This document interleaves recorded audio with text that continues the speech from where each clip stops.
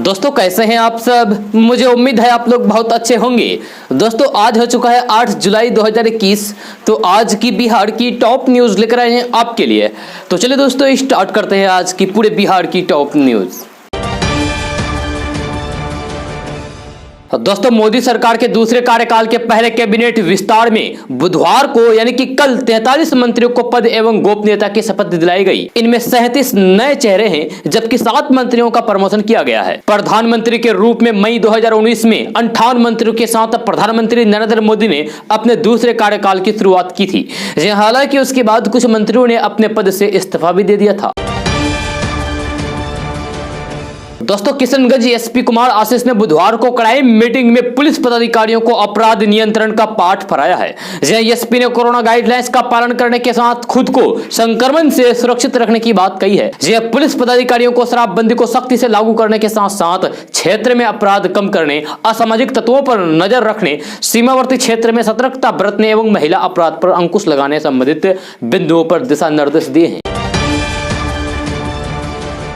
दोस्तों कल यानी बुधवार को केंद्र की नरेंद्र मोदी सरकार ने अपने मंत्रिमंडल का विस्तार किया है। इसमें बिहार के नेताओं को शामिल किया गया है, जिसमें एक नाम जेडीयू के राष्ट्रीय अध्यक्ष आरसीपी सिंह का भी है। जी हां, आरसीपी सिंह को केंद्रीय मंत्रिमंडल में जगह मिली है। आरसीपी सिंह ने शपथ ग्रहण कर लिया है। केंद्रीय कैबिनेट में शामिल होने के बाद जेडीयू नेता आरसीपी सिंह ने एक बड़ा बयान दिया है। जेडीयू के राष्ट्रीय अध्यक्ष आरसीपी सिंह ने कहा है कि प्रधानमंत्री नरेंद्र मोदी की दरिया दिली से हुए केंद्र में मंत्री बने हैं। खुद बीजेपी के पास बहुमत से ज्यादा सांसद हैं, लेकिन यह पीएम मोदी की उदारता है कि उन्होंने मुझे केंद्र में मंत्री बनाया है। वहीं लोजपा से पशुपति कुमार पारस ने भी केंद्रीय मंत्री पद की शपथ ली है। जी हां, पशुपति पारस की केंद्रीय मंत्री पद की शपथ लेने से चिराग पासवान काफी नाराज हैं। दोस्तों कोसी और सीमांचल में आधी दर्जन नदियां उफान पर हैं। जहां ये खतरे के निशान को छूने को बेताब है। इन इलाकों के 75 गांवों में बाढ़ का पानी प्रवेश कर चुका है। कुछ गांव पानी से भी घिरे हैं। यहां ना तो नाव की व्यवस्था हो पाई है और न ही मेडिकल टीम की व्यवस्था के नाम पर सिर्फ कागजी घोड़े दौड़ाए जा रहे हैं। यह प्रशासन इस स्थिति को बाढ़ मानने को तैयार नहीं है। इस कारण अभी सरकारी राहत शुरू नहीं हो पाई है। बाढ़ प्रभावित इलाकों में पलायन भी बढ़ रहा है। एक सरकारी आंकड़ों के अनुसार बाढ़ प्रभावित इलाकों में लगभग 3 लाख लोग रोजी रोजगार के लिए प्लान करते हैं। लॉकडाउन के कारण इस बार ये कहीं निकल नहीं पाए हैं। अभी कोरोना की तीसरी लहर को लेकर संयम की स्थिति है। इन इलाकों के लगभग कामगारों के पास की जमा पूंजी समाप्त हो चुकी है। इसका परिणाम यह हुआ कि इनके बच्चे और सौजन यानी कि परिजन सरकारी सहायता की ओर टकटकी लगाए बैठे हैं। सुपौल जिले के 3 प्रखंड किशनपुर, चरायगढ़ और मरोना के 46 गाँव में बाढ़ का पानी प्रवेश कर गया है। उधर किशनगंज जिले के देगल बैंक, ठाकुरगंज और कोचाधमन प्रखंड के निचले इलाकों के 22 गांवों में बाढ़ का पानी घुस चुका है। कुछ लोग बाढ़ के खतरे को देखते हुए ऊंचे स्थानों पर शरण भी ले रहे हैं। प्रशासनिक अधिकारियों ने किशनगंज में 122 स्थानों को बाढ़ पीड़ितों के लिए चिन्हित किया है। ठाकुरगंज के कुछ लोगों ने बताया है कि उन्हें राहत के नाम पर कुछ नहीं मिला है। किसी तरीके से कोरोना के कहर के बीच हुए लोग बाढ़ की लहर से जूझ रहे हैं। कटिहार जिले की स्थिति थोड़ा अलग है। यहाँ आबादी के बीच पानी नहीं घुसा है, लेकिन खेत खलियान डूबे हुए हैं। इस इलाके के हजारों किसानों द्वारा तैयार किए गए धान के बिचड़े बर्बाद हो गए हैं। सहरसा में बलान नदी का जलस्तर बढ़ने से महिषी प्रखंड के आधा दर्जन से अधिक गांव में बाढ़ का पानी प्रवेश कर चुका है। लोगों को आने जाने में काफी परेशानी हो रही है। दोस्तों चोरी की वारदातें अक्सर चर्चा का विषय बनी रहती है, लेकिन मध्य प्रदेश के भिंड में हुई एक चोरी काफी सुर्खियां बटोर रही है। इसकी वजह है चोर द्वारा लिखा गया पत्र, जिसमें उसने चोरी की सामान की पूरी कीमत लौटाने का वादा किया है। उस पत्र में जी हां, दरअसल चोर ने कीमती सामान चुराने के बाद एक पत्र छोड़कर घर के मालिक से कहा है कि वह अपने दोस्त की जान बचाने के लिए ये चोरी कर रहा है और बाद में सारा पैसा लौटा देगा। जी हां, कोतवाली थाना के सहायक उप निरीक्षक कमलेश कटारे ने मंगलवार को बताया है कि छत्तीसगढ़ में नौकरी करने वाले पुलिस के एक सिपाही के घर में चोरी की यह वारदात पिछले सप्ताह हुई थी। यह सिपाही का परिवार भिंड शहर में रहता है। वारदात के समय घर में कोई नहीं था। सिपाही की पत्नी बच्चे सहित मायके गई हुई थी। कटारे के अनुमान चोर ने मकान में चोरी करने के बाद एक चिट्ठी वहां छोड़ दी। चोर ने अपने पत्र में लिखा है कि सॉरी दोस्त, मजबूरी थी, मैं ऐसा नहीं करता तो मेरे दोस्त की जान चली जाती। टेंशन मत लेना, जैसे ही पैसे आएंगे तुम्हारे घर में फेंक कर चला जाऊंगा। तुम पैसे की बिल्कुल भी टेंशन मत लेना। लेटर के अंत में चोर ने ने धूम 3 लिखकर खुद को अच्छा इंसान भी बताया है। यह चोर का यह पत्र वायरल हो रहा है, पूरे इलाके में बस इसी की चर्चा है। उप निरीक्षक कटारे ने बताया है कि 5 जुलाई की रात घर वापस लौटने पर सिपाही की पत्नी ने कमरों के ताले टूटे हुए और सामान बिखरा हुआ देखा। यह चोर ने सोने चांदी के कुछ गहने चुराए हैं। उन्होंने बताया कि चोरी की वारदात में परिवार के किसी परिचित के शामिल होने की आशंका है। यह पुलिस मामला दर्ज करके जांच कर रही है। वैसे चोर का पत्र देखकर पीड़ित परिवार को कुछ उम्मीद भी है कि उनका पैसा उन्हें मिल सकता है। दोस्तों, बॉलीवुड से फिर एक दुखद खबर है। जी हाँ, हिंदी सिनेमा के दिग्गज कलाकार दिलीप कुमार का कल सुबह निधन हो गया। जी हाँ, बुधवार को दिलीप कुमार ने 98 साल की उम्र में अंतिम सांस ली। आपको बता दें कि लंबे वक्त से दिलीप कुमार बीमार चल रहे थे। दिलीप कुमार ने कल सुबह 7:30 बजे मुंबई के खार हिंदुजा अस्पताल में दुनिया को अलविदा कहा। जी हाँ, उनके निधन की पुष्टि उनका इलाज कर रहे डॉक्टर पार्कर ने की। दिलीप कुमार के निधन से बॉलीवुड में शोक की लहर दौड़ गई है। आपको बता दें कि रविवार को दिलीप कुमार की तबीयत बिगड़ गई थी। उन्हें सांस लेने में दिक्कतें हो रही थी, जिसके बाद उन्हें मुंबई के हिंदुजा अस्पताल में भर्ती कराया गया था। जिसके बाद कल उन्होंने अंतिम सांस ली और शाम तक उसको सुपुर्द खाक कर दिया गया। दोस्तों, सरसों तेल के दाम में एक बार फिर से भारी गिरावट आई है। जी हाँ, तो चलिए जानते हैं इसके दाम के बारे में। तो पहले की तुलना में सरसों तेल और रिफाइंड तेल के दामों में कमी दर्ज की गई है। जानकारी के अनुसार कल तक जो सरसों तेल 230 से लेकर 250 के बीच बिक रहा था, वह अब 150 से 180 के बीच बिक रहा है। आयात पर लगे प्रतिबंध हटने का असर दालों पर भी पड़ता दिख रहा है। जी हाँ, पिछले एक महीने में बाजार में देसी उड़द, अरहर, मूंग समेत विभिन्न प्रकार के दालों के दाम में लगातार गिरावट दर्ज की गई है। छोला, मूंग, चने के दाल में किलो में 5 से 6 रुपए का अंतर आया है।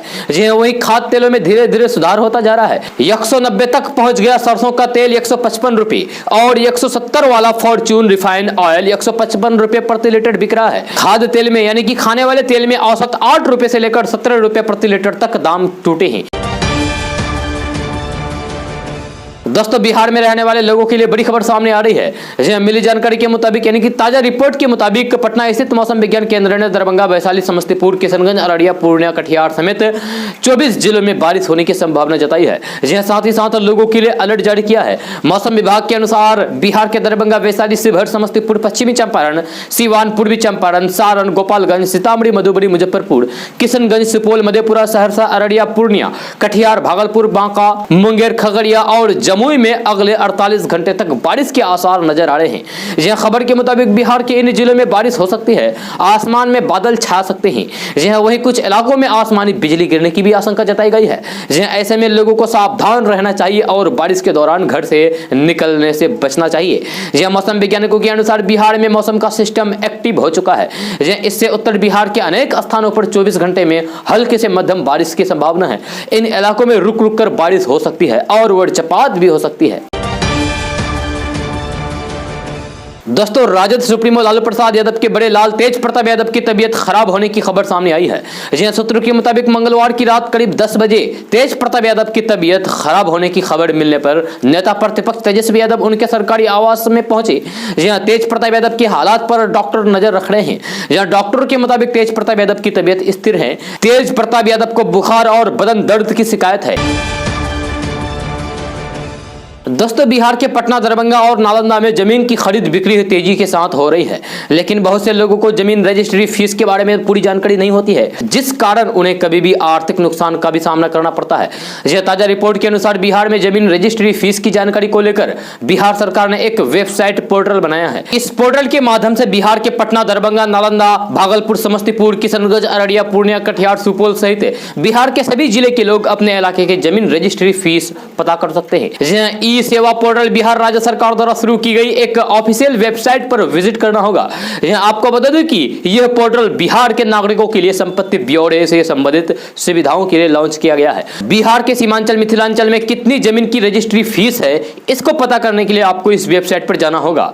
जी हाँ, और ये वेबसाइट है www.biharregd.bihar.gov.in। इस वेबसाइट पर आपको जाना होगा। इसके बाद आपको जिला सेलेक्ट करना होगा। इसके बाद अंचल सेलेक्ट करना होगा। उसके बाद आपको उस क्षेत्र को सेलेक्ट करना होगा जिस जगह आप जमीन खरीद रहे हैं। इसके बाद आपके सामने जमीन का सर्किल रेट दिखाई देगा। जी हाँ, अगर जमीन गांव का होगा तो फिर रूरल लिखा हुआ होगा और अगर जमीन शहर का होगा तो अर्बन लिखा हुआ होगा। दोस्तों, दरभंगा एयरपोर्ट से यात्री विमान सेवा शुरू होने के बाद अब कार्गो विमान सेवा की मांग तेज हो गई है। मई में एयरपोर्ट से मुंबई के लिए 16,225 किलोग्राम लीची की खेप यात्री विमान के लगेज बॉक्स में भेजी गई। इसके बाद मिथिलांचल के किसान यहां की प्रसिद्ध मछली, पान और मखाना को भी देश के अन्य महानगरों में भेजने की तैयारी में है। जहां किसान यहां के उत्पादकों को बेहतर बाजार देना चाह रहे हैं। मिथिलांचल के मखाना की प्रसिद्धि पूरी दुनिया में है। जहां मखाना के बाद पान और मछली को राष्ट्रीय स्तर पर बाजार उपलब्ध होने से यहां के किसानों की आर्थिक स्थिति में सुधार संभव है। इस बीच दरभंगा एयरपोर्ट पर स्पाइस जेट और इंडिगो की एंट्री के बाद कार्गो सेवा के शुरू होने की संभावना है। जहां किसानों की उम्मीद जगी है कि अब उनके उत्पाद कुछ ही घंटों में देश के कोने कोने में आसानी से पहुंच सकते हैं। परमंडलीय उद्योग एवं वाणिज्य परिषद के अध्यक्ष पवन कुमार सुरेखा बताते हैं कि अधिक संख्या में विभिन्न कंपनियों की दरभंगा से फ्लाइट होने से न केवल यात्रा सुलभ होगी बल्कि स्थानीय सामान को भी बाजार उपलब्ध होगी। अब तक यहाँ की मुख्य फसलों को बाहर भेजने में उनके खराब होने की संभावना रहती थी। यहाँ के आम, पान आदि उत्पाद जल्द खराब होने वाले उत्पादों में से एक हैं। दोस्तों, मुख्यमंत्री नीतीश कुमार ने मंगलवार को पश्चिमी चंपारण, पूर्वी चंपारण, शिवहर, सीतामढ़ी और मुजफ्फरपुर जिले के बाढ़ग्रस्त इलाकों का हवाई जायजा लिया। बुधवार को वे 3 और बाढ़ग्रस्त जिलों समस्तीपुर, दरभंगा और मधुबनी का जायजा लिया। जहां पटना लौटने के बाद मुख्यमंत्री नीतीश कुमार ने आपदा प्रबंधन विभाग एवं जल संसाधन विभाग के साथ की समीक्षा बैठक की। वीडियो कॉन्फ्रेंस के माध्यम से पश्चिमी चंपारण, पूर्वी चंपारण, मुजफ्फरपुर, सीतामढ़ी और शिवहर जिले के डीएम से भी जुड़े रहे। मुख्यमंत्री नीतीश कुमार ने सभी प्रभावित जिलों के डीएम को हवाई सर्वेक्षण के लिए हेलीकॉप्टर उपलब्ध कराने का निर्देश दिया था। यह उन्होंने कहा कि डीएम अपने अपने जिलों की वास्तविक स्थिति की जानकारी लें और उसके आधार पर आकलन करें। पटना लौटने के बाद सीएम नीतीश कुमार ने कहा कि हमने हवाई सर्वेक्षण के दौरान नदियों की वर्तमान स्थिति का भी जायजा लिया है। हमारी प्राथमिकता में यह काम सबसे ऊपर है। बाढ़ग्रस्त क्षेत्र के हवाई सर्वेक्षण के दौरान जल संसाधन मंत्री संजय कुमार झा, जल संसाधन विभाग के सचिव संजीव हंस और मुख्यमंत्री के सचिव अनुपम कुमार भी मौजूद थे। यह बैठक में मुख्यमंत्री नीतीश कुमार ने कहा कि लोगों की रिलीफ के लिए हम सबको काम करना है, जहां उन्हें हर प्रकार से मदद करनी है। हमने शुरू से ही कहा है कि सरकार के खजानों पर पहला अधिकार आपदा पीड़ितों का है। यह जरूरी है कि समय पर लोगों को सहायता उपलब्ध हो। दोस्तों, कल राष्ट्रपति भवन में मोदी मंत्रिमंडल के नए सदस्यों का शपथ ग्रहण हुआ। जेडीयू के राष्ट्रीय अध्यक्ष आरसीपी सिंह ने कैबिनेट मंत्री के तौर पर शपथ ली। सबसे पहले महाराष्ट्र के पूर्व सीएम रहे नारायण राणे का शपथ ग्रहण हुआ। आरसीपी सिंह ने 5वें नंबर पर शपथ लिया। बिहार से आरसीपी सिंह के अलावा लोजपा के पशुपति पारस को कैबिनेट मंत्री बनाया गया। चिराग पासवान के चाचा पशुपति पारस ने कैबिनेट मंत्री पद की शपथ ली है।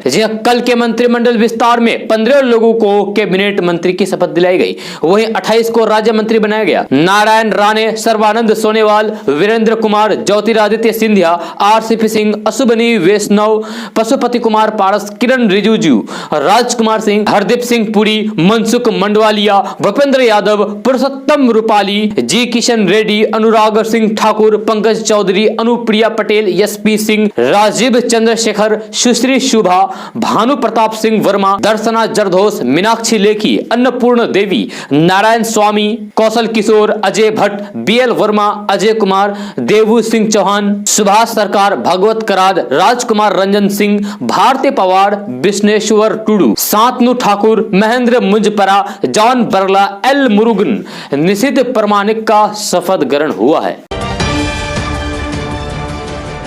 दोस्तों, बिहार के कांग्रेस विधायक राहुल गांधी के साथ बैठक के लिए उनके आवास पहुंचे हैं। इस दौरान कांग्रेस नेता मीरा कुमार ने कहा कि मुख्यमंत्री नीतीश कुमार से बिहार सबल नहीं रहा है। कांग्रेस को कैसे मजबूत किया जाए, इस विषय पर वे राहुल गांधी की राय जान रहे हैं, इसलिए उन्होंने वरिष्ठ नेताओं को आमंत्रित किया है। लोकसभा की पूर्व स्पीकर और वरिष्ठ कांग्रेस नेता मीरा कुमार के अनुसार बैठक में इस बात की चर्चाएं की जाएगी कि बिहार में पार्टी को कैसे और मजबूत किया जा सकता है। इसलिए पार्टी के सभी वरिष्ठ नेताओं को यहां बुलाया गया है। आपको बता दें कि कांग्रेस केंद्रीय नेतृत्व ने बिहार के विधायकों, विधान पार्षदों सहित बिहार इकाई के बड़े नेताओं को तलब किया है। इस बैठक के पीछे माना जा रहा है कि केंद्रीय नेतृत्व प्रदेश कांग्रेस में किसी बड़े बदलाव के पहले राजनेताओं की राय जानने की कोशिश की जा रही है। केंद्रीय नेतृत्व सभी के साथ बैठक करके विरोधी दलों को पार्टी में एकता का संदेश देना चाहती है। माना जा रहा है कि इस बैठक में राहुल गांधी सभी नेताओं से एक एक करके बात करना चाह रहे हैं। इसके लिए उन्होंने बिहार के प्रमुख नेताओं को दिल्ली बुलाया है।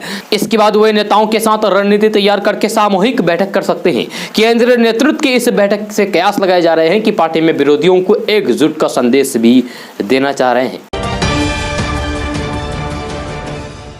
दोस्तों भारतीय जनता पार्टी यानी कि भाजपा के दो सहयोगी दल स्वतंत्र रूप से निषाद समुदाय के वोटों पर दावा जताने की होड़ में लगे हैं, जो कि उत्तर प्रदेश में पूर्वांचल और पश्चिमी बिहार में गंगा के किनारे वाले सीमावर्ती इलाकों में बसी एक प्रमुख उपजाति है। यह समुदाय 2022 के उत्तर प्रदेश विधानसभा चुनाव में राष्ट्रीय पार्टी के फिर से सत्ता में लौटने के लिहाज से खासी अहमियत रखता है।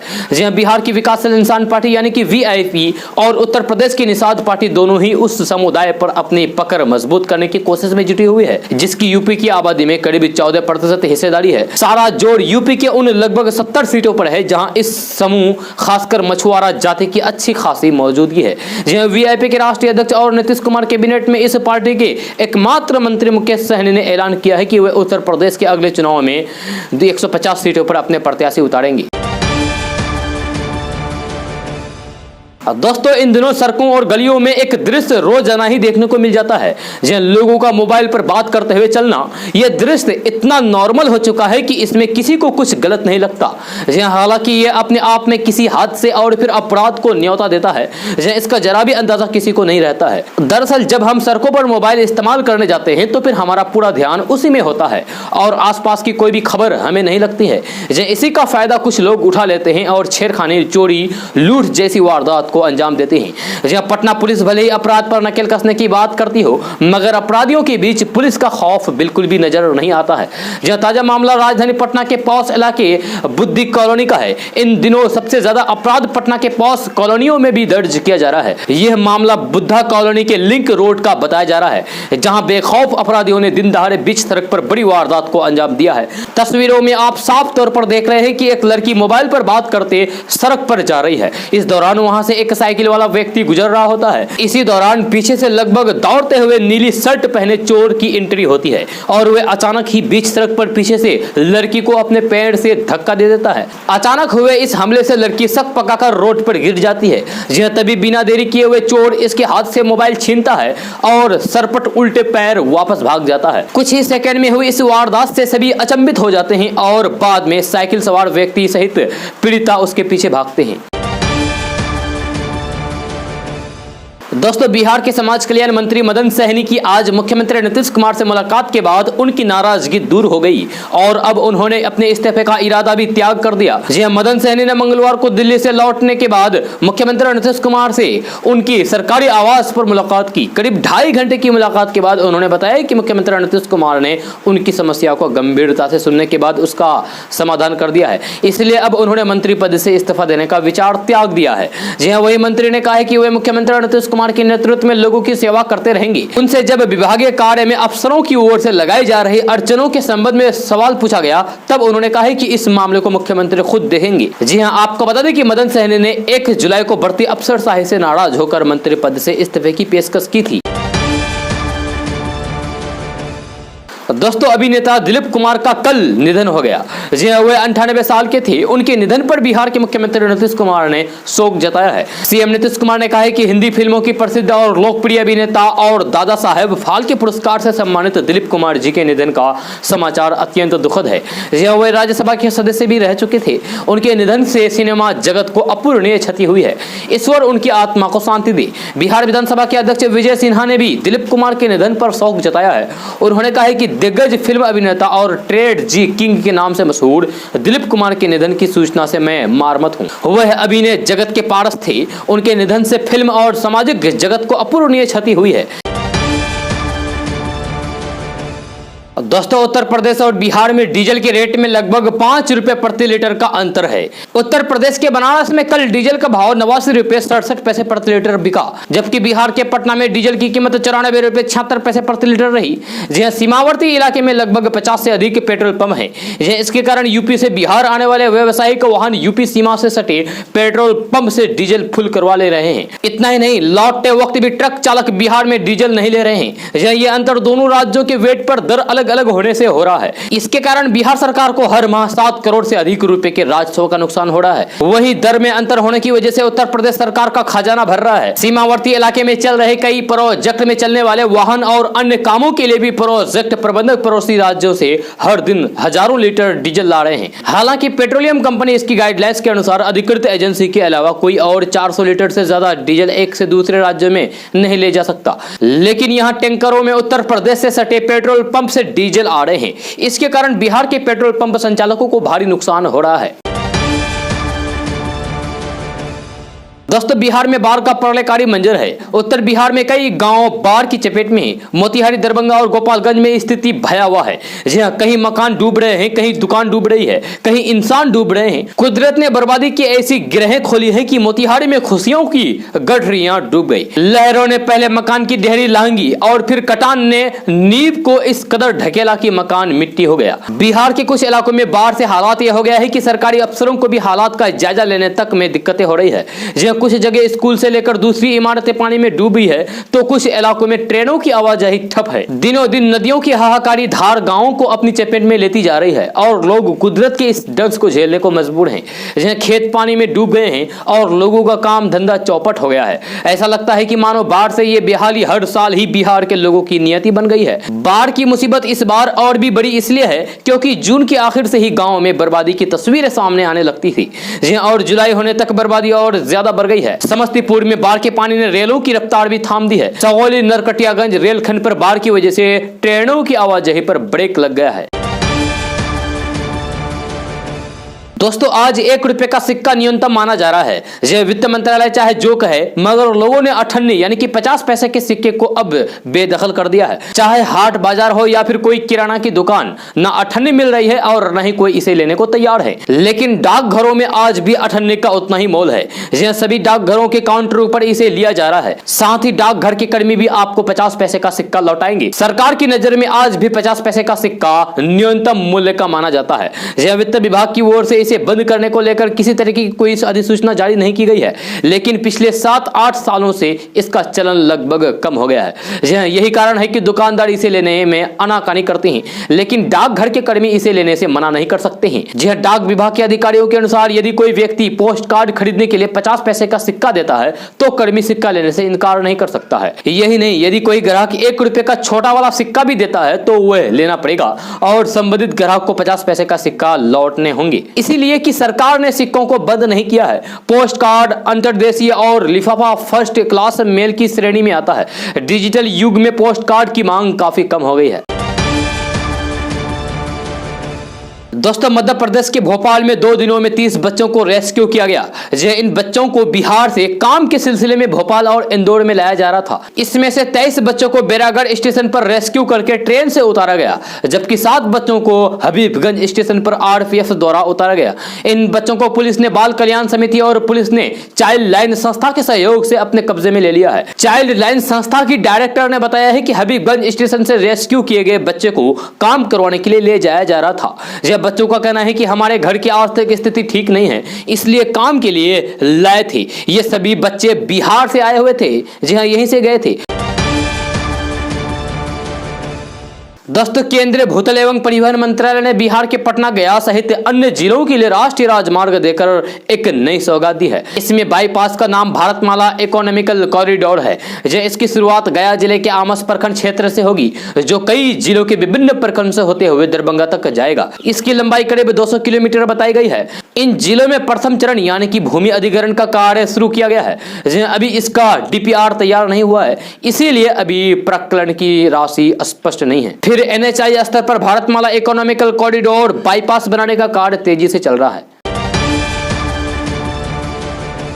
दोस्तों, भारतीय किसान के नेता राकेश टिकैत आए दिन सोशल मीडिया पर मोदी सरकार के खिलाफ बोलते दिखते हैं। ऐसे में राकेश टिकैत का एक और पोस्ट सामने आया है, जिसमें वे प्रधानमंत्री नरेंद्र मोदी और केंद्र सरकार पर भड़कते दिख रहे हैं। राकेश टिकैत ने अपने पोस्ट में कहा है कि महंगाई out of control. Rakesh Tikait ने कहा है कि आम आदमी बर्बाद हो रहा है, किसान बर्बाद हो रहा है, सब कुछ महंगा हो गया है। महंगाई दर आज आउट ऑफ कंट्रोल चल रही है। कंपनी की सरकार है, जब तक कानून वापस नहीं तब तक घर वापसी नहीं। राकेश टिकैत के इस ट्वीट पर ढेरों लोगों के रिएक्शन सामने आने लगे हैं।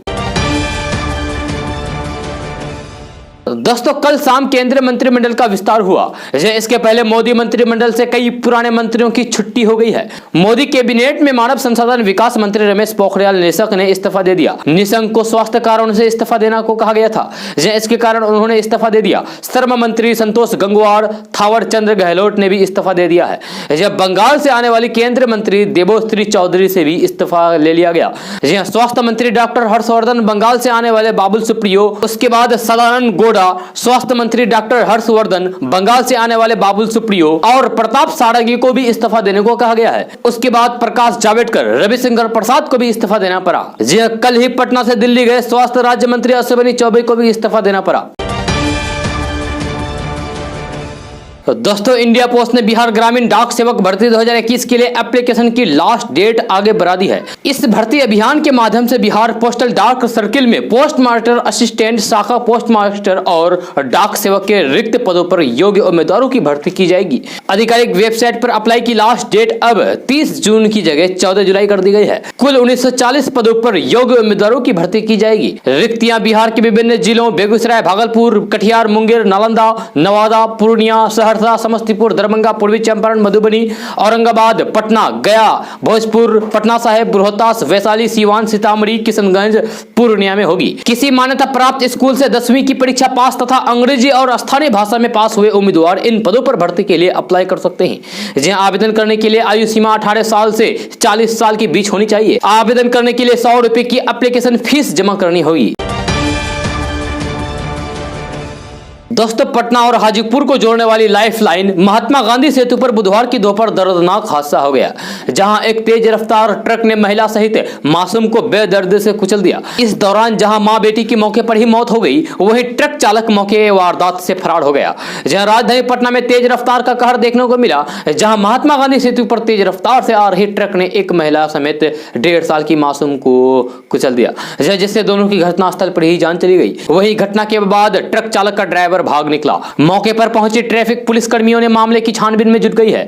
बताया जाता है कि महिला अपने बच्चे के साथ फुलवाड़ी शरीफ जा रही थी। उसी दौरान महात्मा गांधी सेतु पर हादसे का शिकार हो गई। दोस्तों बिहार में पंचायत चुनाव के कार्यक्रम में कई पंचायतों के नाम भी बदल जाएंगे, जी और नए नाम तय होंगे। खासकर वैसे पंचायत जिनके 1/4 हिस्से नगर निकाय में शामिल हो चुकी हैं, जी और उनके पंचायत मुख्यालय वाले गांव भी नगर निकाय में शामिल हो गए हैं, जी उनमें नए पंचायत के नाम तय किए जाएंगे। राज्य निर्वाचन आयोग के आधिकारिक सूत्रों ने बताया है कि पंचायतों के पूर्ण गठन के क्रम में सभी जिलों के जिला शिक्षा पदाधिकारी सह जिला निर्वाचन पदाधिकारी पंचायतों को वैसे पंचायतों के नए नाम तय करने के निर्देश दिए गए हैं जिनका अधिकांश हिस्सा नगर निकाय में शामिल हो गया है। यह सूत्रों ने बताया है कि नए पंचायतों के गठन के साथ ही उस पंचायत में नए वार्डों का भी गठन किया जाएगा। सभी वार्डों के पदवार आरक्षण का निर्धारण किया जाएगा ताकि वहां आयोग के निर्देशानुसार पंचायत चुनाव कराया जा सके। दोस्तों पश्चिम बंगाल की मुख्यमंत्री ममता बनर्जी को कलकत्ता हाईकोर्ट से बड़ा झटका लगा है और अदालत ने जज पर सवाल उठाने के मामले पर 5 लाख रुपए का जुर्माना लगाया है। जी हां, मुख्यमंत्री ममता बनर्जी पर यह मामले की सुनवाई कर रहे जस्टिस कौशिक चंदा ने अपने ऊपर लगे आरोपों को निर्धार बताते हुए 5 लाख रुपए का जुर्माना लगाया है। इन पैसों का इस्तेमाल कोविड-19 के पीड़ित परिवारों के सदस्यों की मदद में किया जाएगा। आपको बता दें कि ममता बनर्जी ने नंदीग्राम में हार के बाद अदालत में दायर याचिका की सुनवाई के लिए जज बदलने की मांग की थी। पश्चिम बंगाल की मुख्यमंत्री ममता बनर्जी ने कलकत्ता हाईकोर्ट के कार्यवाहक मुख्य न्यायाधीश को पत्र लिखकर नंदीग्राम से भाजपा के शुभेंदु अधिकारी के निर्वाचन को चुनौती देने वाली याचिका दूसरी पीठ को सौंपे जाने का अनुरोध किया था। यह ममता बनर्जी ने दावा किया था कि उनकी याचिका पर सुनवाई कर रहे न्यायमूर्ति कौशिक चंदा भाजपा के सदस्य रह चुके हैं। दोस्तों कम होते रोजगार और बढ़ती महंगाई के बीच दिल्ली कोलकाता में पेट्रोल शतक के करीब पहुंच गया है। आम आदमी की क्या स्थिति होगी इसका सहज अंदाजा लगाया जा सकता है। उधर कांग्रेस नेता राहुल गांधी ने पहली के जरिए मोदी सरकार पर निशाना साधा। यह सरकारी तेल कंपनियों की ओर से 5 जुलाई सोमवार को पेट्रोल के दामों में बढ़ोतरी की गई थी। यह डीजल की कीमतों में कोई बदलाव नहीं किया गया था, जबकि पेट्रोल की कीमत 35 पैसे तक बढ़ी है।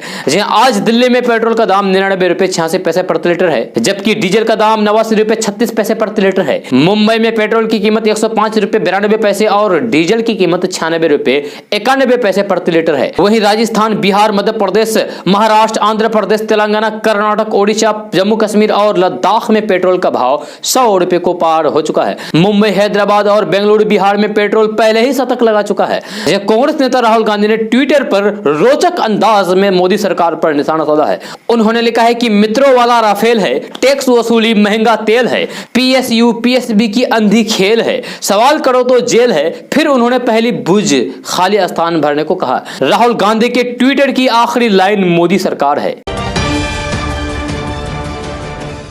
दोस्तों, मेघालय में बुधवार की शाम 5.2 तीव्रता वाले भूकंप के जोरदार झटके महसूस किए गए। यह भूकंप के झटके उत्तरी बंगाल के इलाकों में भी महसूस किए गए हैं। यह भूकंप के झटके इतने तेज थे कि दार्जिलिंग और कुछ बिहार सहित उत्तर बंगाल के कई इलाकों में महसूस किए गए। यह नेशनल सेंटर फॉर सिस्मोलॉजी के मुताबिक भूकंप का केंद्र मेघालय के तूरा में था। अभी तक किसी की जान माल की नुकसान की खबर नहीं है। आपको बता दें कि जुलाई महीने में हरियाणा, दिल्ली, महाराष्ट्र और गुजरात में भूकंप के झटके महसूस किए गए हैं। यह 2 दिन पहले हरियाणा के झज्जर में भूकंप के झटके महसूस किए गए थे। दोस्तों, महाराष्ट्र के मुख्यमंत्री उद्धव ठाकरे ने मंगलवार को बीजेपी से नजदीकों पर दिलचस्प बयान दिया है। जहां उद्धव ठाकरे ने कहा है कि बीजेपी शिवसेना 30 साल तक गठबंधन में रहे, तब कुछ नहीं हुआ तो फिर अब क्या होगा। मेरे दोनों तरफ ये दोनों बैठे हैं, एक तरफ बाला साहेब थोराट और दूसरी तरफ अजित पवार। मैं इनके बीच से उठकर कहां जाऊंगा।